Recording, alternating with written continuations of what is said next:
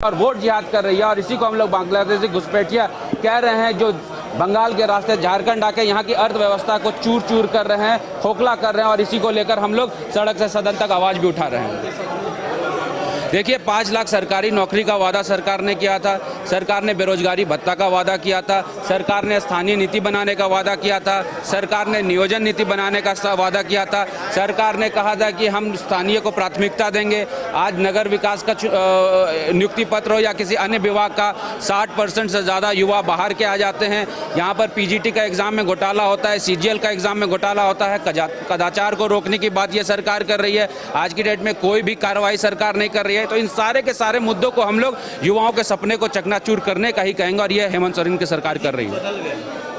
देखिए, ये तो एक प्रक्रिया है, इस प्रक्रिया के तहत हुआ है, एडमिनिस्ट्रेटिव चीज़ है, इसमें बहुत कुछ बोलना नहीं चाहिए। लेकिन जो डीजीपी गए, उन्होंने अपने कार्यकाल में क्राइम को रोकने के लिए क्या किया, हत्या को रोकने के लिए क्या किया, और जो नए डीजीपी आए हैं वो कितना कर पाएंगे 2 महीने में, ये सवाल बहुत बड़ा पर्टिनेंट सवाल है। और ये सवाल सरकार से सीधा जाता है। जो 5 साल तक सरकार ने कोई काम अपराध को रोकने के लिए नहीं किया, तो लास्ट मोमेंट में क्या ऐसी आपकी आफत आ गई कि आपने डीजीपी बदला, ये सरकार को बोलना है। छोटा सा सवाल रहेगा, आप लोग बांग्लादेशी घुसपैठियों को लेकर लगातार सवाल उठा रहे। सत्ता पक्ष के विधायकों का स्पष्ट रूप से ये कहना है कि जो बॉर्डर है उसकी सुरक्षा केंद्र सरकार के अधीन आती है। देखिए, वही मैं बोल रहा हूं कि यहाँ पर लव जिहाद हो रहा है, लैंड जिहाद हो रहा है, वोट जिहाद हो रहा है। बांग्लादेशी घुसपैठिए एक रियल थिंग है।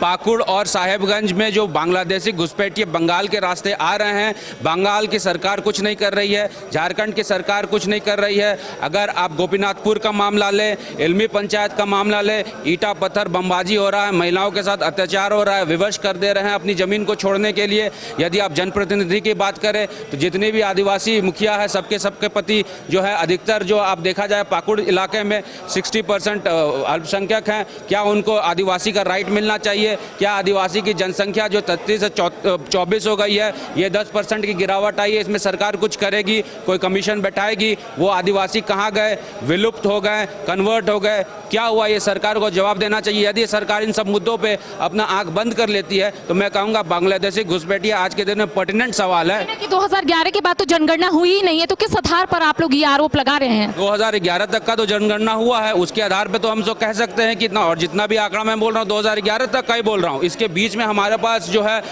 जो चुनाव लड़ते हैं उनको ये जानकारी होती है कि वास्तविक स्थिति ग्राउंड में क्या है, उसके आधार पर भी कई सवाल। लेकिन जितने आंकड़े मैं बता रहा हूँ 2011 तक के ही आंकड़े, इनको समझना चाहिए कि 2011 के सेंसस की बात हम कर रहे हैं, उसमें तो एसटी का पॉपुलेशन पहले क्या था अब क्या था वो तो जग जाहिर है। मुझे लगता है कि वो इस मुद्दे से सरकार को अपने इस मुद्दों से भटकाना चाह रहे हैं, इसीलिए बहुत ज़्यादा इसमें मैं नहीं कह पाऊंगा कुछ। लेकिन ये कहूँगा ज़रूर कि लव जिहाद, लैंड जिहाद, वोट जिहाद आज की डेट में पर्टिनेंट सवाल है जो सरकार को बताना चाहिए। देखिए, इस वक्त अमित कमाल करते हो जी, बच्चे घूमने की इतनी जिद कर रहे हैं और तुम हो कि तुम्हें फुर्सत ही नहीं मिल रही। अब इतनी गर्मी में जाए तो जाए कहाँ?